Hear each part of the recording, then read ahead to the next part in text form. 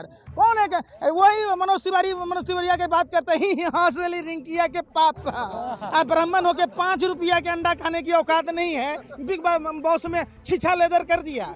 किस तरीके से दिल्ली में महिला शिक्षिका का अपमान किया, आप उस सब की बात कहते हैं। अरे हाँ, किसान हाथी है, हाथी के चाल में एकदम पकड़ा के चल रहा है, समझिए। आंदोलन पूरी मजबूती से चल रहा है। ये मोदी नहीं मदारी है, झूठ बोलने की पैदाइशी बीमारी है। कहिए सरकार को माँ का दूध पिया है तो सारे बॉर्डर खोल दे, आने दे देश के किसानों को। एक चांटा मार दी सामने वाले को, तो आपको चांटा लगा तो आपने तो फोटो बना ही नहीं। भाजपा के लोग कैमरे लेके खड़े होते हैं, जैसे ही आप जवाब में मारोगे तब तक वो फोटो खींच ली। तो सरकार इसी मेथड पर चल रही है। किसानों को एक साजिश के तहत बदनाम कराने की और करने की पूरी कोशिश देश के दलाल मीडिया के भर में पत्रकार और सरकार में निकम्मे निठल्ले जो लोग बैठे हैं वो परेशान कर रहे हैं। संदीप पात्रा से बड़ा उग्रवादी है कोई? उससे बड़ा आतंकवादी है कोई? बताओ ना। कहाँ आप इन कुत्ते कुतियों को भौंकने का वो सोच रहे हैं? हाथी अपने चाल में चकता है, हाथी चले बाजार कुत्ता भूखे हजार। बता तो रहे भैया, ये मोदी नहीं मदारी है, झूठ बोलने की पैदाइशी बीमारी है। तारीख पर तारीख देने की जरूरत क्या है? आप समझिए, तारीख ही देना था तो फिर आप उसी समय कह देते ना कि ये कॉल कीजिए, यही नंबर दे देते जसोदाबेन जी को। कौन सा नंबर है कि देश के किसान प्रधानमंत्री जी से बात करेंगे, आप वहाँ के बैठक बात होगी?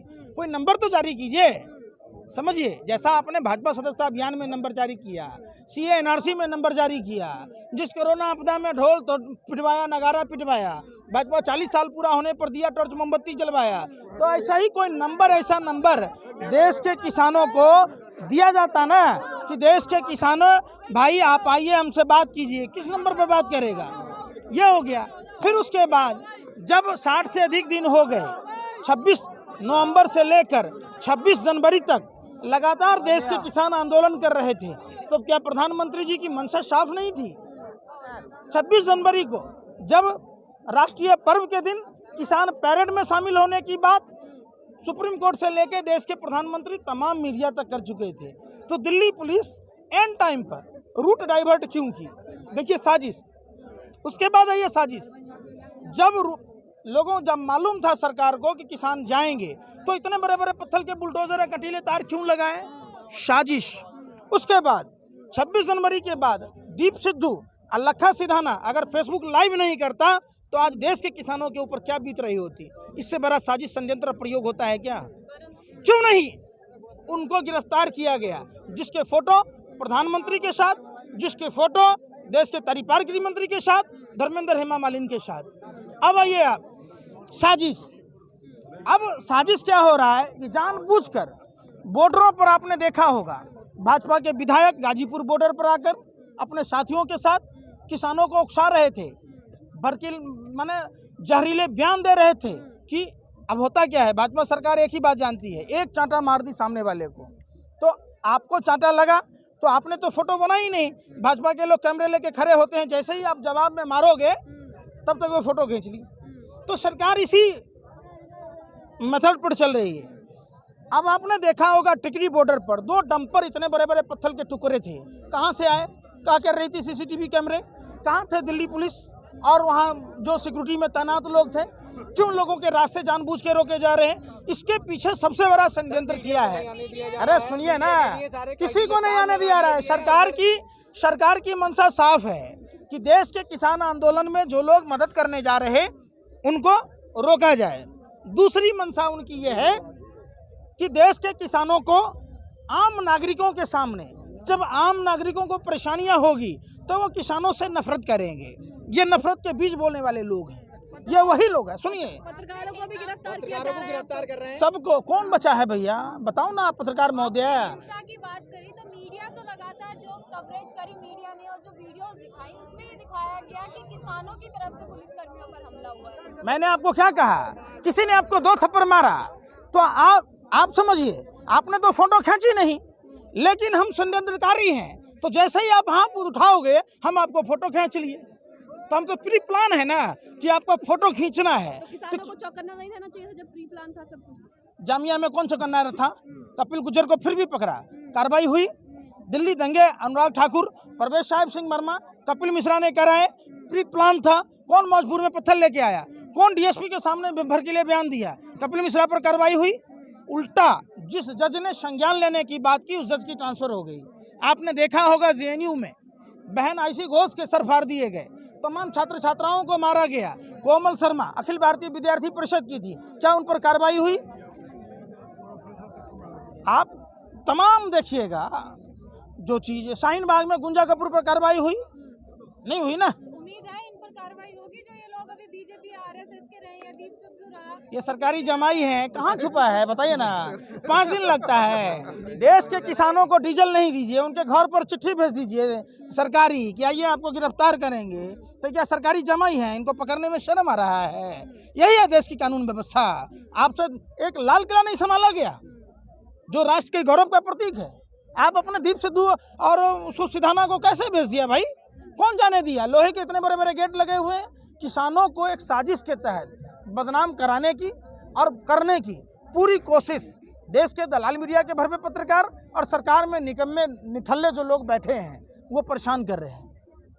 परंतु कहीं ना कहीं अभी ना उग्रवादी का नाम दे दिया गया। संबित पात्रा की मैं बात करूंगी, उन्होंने बोला है कि जिसको हमने किसान समझा, इस देश का अन्नदाता समझा, वो तो उग्रवादी निकला। संदीप पात्रा से बड़ा उग्रवादी है कोई? उससे बड़ा आतंकवादी है कोई? बताओ ना। बैठ के 24 घंटा सरकारी सैलरी ले रहा है। गुजरात गैस लिमिटेड को ओएनजीसी में टेक ओवर कर दिया गया। ओएनजीसी से 27 लाख रुपया हराम का खाता है। वहाँ था, आप समझिए, 12 हिंदू राव में डॉक्टर था, महिला के साथ क्या हुआ? उड़ीसा में जाके चुनाव में धोती चंदन टीका लगा घूम घूम के बैठ के खाता था। यहाँ खाने में शर्म आ रहा है। कुत्ते को घी हजम नहीं होता है ना।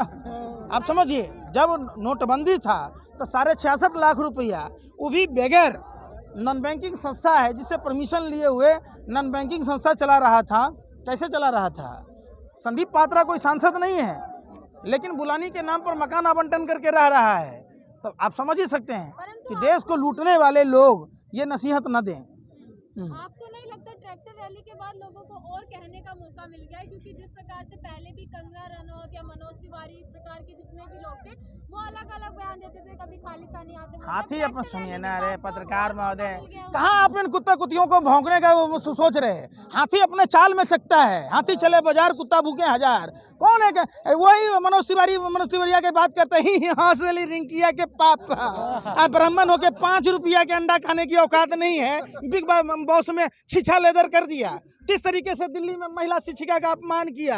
आप उस सब के बात कहते हैं? अरे हाँ, किसान हाथी है, हाथी के चाल में एकदम पकड़ा के चल रहा है। समझिए, आंदोलन पूरी मजबूती से चल रहा है। आंदोलन तो उस रात में लगभग खत्म हो गया था जिस दिन यहाँ पे महेंद्र राकेश टिकैत साहब अगर ना रोते और उनके आंसुओं के बल पे जो ये किसान आंदोलन दोबारा से खड़ा हुआ है, अगर ये ना खड़ा होता तो उस वक्त क्या हाल होता? ये सब मनगढ़ंत बातें हैं आप लोगों की। नहीं, सर सुनिए ना। अरे सुनिए ना। अरे फिर बात ही नहीं। आप लोग क्या चाहते हैं? आप फिर वही बात में पानी वहाँ। अरे हम लोग भाजपा आरएसएस के लोग नहीं ना है, किसान ना है। हम देश को भी भूखा नहीं रहने देंगे, अपना देश भी कमजोर नहीं होने देंगे और आंदोलन भी करेंगे जब तक कानून वापसी नहीं, घर वापसी नहीं। कुछ लोग जो 2 महीने से थे वो घर गए कि खेती बाड़ी भी कर लें, अब फिर किसान आंदोलन में आ गए। कहाँ से कमजोर नजर आ रहा है हिम्मत? कहिए सरकार को माँ का दूध पिया है तो सारे बॉर्डर खोल दे, आने दे देश के किसानों को, बैठाएं इनको रामलीला मैदान में। देखिए पूरी दिल्ली भर जाती है। कहिए ट्रेनें चालू करके देखने के लिए माँ का दूध पिया है, कहिए सारी ट्रेनें चालू करने के लिए। ऐसी बात कह रहे हैं। पूरा हिंदुस्तान उमड़ पड़ेगा दिल्ली में। जानबूझकर साजिश के तहत सभी बॉर्डरों पर लोगों को आने नहीं दिया जा रहा है। ट्रेनें बंद कर दी गई हैं। उनका कहना है इसका कारण ये है कि देश को बदनाम ना किया जाए। कौन बदनाम कर रहा है? उनका कहना है कि अरे किन का कहना है? सरकार का कौन है? सरकार में जो गोरे अंग्रेजों की दलाली और मुखबरी करता था है? ये 2 दिन मात्र जाते हैं महात्मा गांधी के पैर पर सर झुका लेते हैं, अब बाकी दिन नाथूराम गोडसे को माला पहनाते हैं। समझिए, मुंह में राम बगल में छुरी वाले आदमी लोग हैं। आप समझ रहे हैं ना कौन लोग हैं? देश आज़ादी की लड़ाई लड़ रहा था तो ये लोग गोरे अंग्रेजों की दलाली और मुखबरी कर रहा था। 80,000 स्वतंत्रता सेनानी में सावरकर का गोरे अंग्रेज जीजा और फूफा लगता था जो पेंशन खाता चट करता था। कौन था? जब 1941 में जब श्यामा प्रसाद मुखर्जी वित्त मंत्री बने, बंगाल प्रांत में धर्म के आधार पर विभाजन की बात की, हिंदू मुस्लिम करवाया, वित्त मंत्री बने। 1942 में भारत छोड़ो आंदोलन कुचलने की बात की, 1943 में हिंदू मुस्लिम का कार्ड खेला सिंध प्रांत में गुलाम हुसैन अब्दुल्ला खां और जिन्ना के साथ सरकार बनाई, अखंड भारत को खंड खंड किया। ये आज भी ये लोग देश को कमजोर कर रहे हैं। 52 सालों तक अपने कार्यालयों पर झंडा नहीं फहराया, तिरंगा कभी अपने घरों पर नहीं फहराया। कौन सा फहरा रहे है? हैं? आप फहरा रहे हैं क्या? वही तो कह रहा हूँ ना, आपने कौशाम्बी की घटना नहीं देखी कि भाजपा का झंडा तिरंगा से ऊपर था, आपने उदयपुर की घटना नहीं देखी। तमाम ये लोग देखिए, सांप का बच्चा सांप ही होता है, सांप का बच्चा कभी हाथी नहीं होता। कभी आपने देखा अभी मध्य प्रदेश में शिवराज सिंह चौहान राष्ट्र ध्वज के बदले में भाजपा का झंडा फहराया और राष्ट्रगान गाया, तो तिरंगा का अपमान नहीं है? कोई मीडिया, सबके मुंह में दही जम गया। इन भरवे पत्रकारों को किसी ने चू शब्द तक नहीं कहा। इससे बड़ा अपमान क्या होता है कि हाँ। आखिरी सवाल, योगी आदित्यनाथ जो है उत्तर प्रदेश के मुख्यमंत्री, उनका कहना है किसानों को विकास रास नहीं आ रहा। सुन लीजिए, सबसे पहले योगी मत बोलिए, नाम सुधारिए, ढोंगी। योगी हमारे यहाँ वो होता है, हमारे यहाँ योगी वो होता है जो सांसारिक सुखों को छोड़कर, सांसारिक मोह माया को छोड़कर भगवान की सेवा करता है। भगवान की सेवा छोड़कर राजसुख भोगने वाले को योगी नहीं कहते हैं। और योगी उसको नहीं कहते हैं जिसके राज्य में बलात्कार की घटना दिन प्रतिदिन हो, चाहे बहन मनीषा का घटना हो या बंदायू की घटना हो। पूरा उत्तर प्रदेश बलात्कारियों का प्रदेश बना है। ये अपराधीनाथ, बलात्कारनाथ, ढोंगी मुख्यमंत्री है और इसको रास आने की बात कहता है। जो आदमी को अपना बाप का मरा हुआ चेहरा रास नहीं आया, वो हमें समझाएगा। ड्रामेबाजी करता है वो, अपने मरे हुए पिता के अंतिम दर्शन नहीं किया, मतलब उनका चेहरा उनको रास नहीं आया, वो हमें क्या रास सिखाएगा। जिस तरह से राष्ट्रपति जी ने बोले कि किसान बिल बहुत अच्छा बिल है और इस पे थोड़ा अमल किया जाएगा, तो क्या आप लोग अमल करेंगे? देखिए, दलित राष्ट्रपति हैं, रबर स्टंप की तरह है। बड़े दुर्भाग्य की बात है, वही रबर स्टंप राष्ट्रपति जी जो उत्तर प्रदेश से आते हैं, जब वाल्मीकि समाज की बेटी बहन मनीषा के साथ दरिंदगी होता है, 18 दिन तक FIR दर्ज नहीं होती है, तो रबर स्टंप राष्ट्रपति जी कुछ मुंह नहीं खोलते। दिल्ली में सफाई कर्मचारियों का, पूरे देश में दलित समाज से आते हैं सफाई कर्मचारी, उनकी नई वैकेंसी बंद कर दी गई, उनकी सैलरी नहीं दी जा रही। जो प्रधानमंत्री जी स्वच्छ भारत अभियान के नाम पर आधा % टैक्स लगाया, तो कितने दुर्भाग्य की बात है कि दलित राष्ट्रपति होते हुए कभी मुंह से शब्द नहीं बोला कि 6 महीने से हमारे सफाई कर्मचारियों को वेतन नहीं मिला। वो हमारे वाल्मीकि भाई अपने बच्चों की पढ़ाई कहाँ से कराएंगे, वो अपने मकानों का किराया कहाँ से देंगे, वो राशन कहाँ से लाएंगे, उस पर नहीं बोलते। उनका ये सही कार्ड नहीं बना है। जो आदमी हमारे आपके घर का कूड़ा उठाता है, ठंडा में, गर्मी में, बरसात में, जो सीवर लाइनें साफ करता है, उनका ये सही कार्ड नहीं है, तो राष्ट्रपति के लिए डूब मरने की बात नहीं है।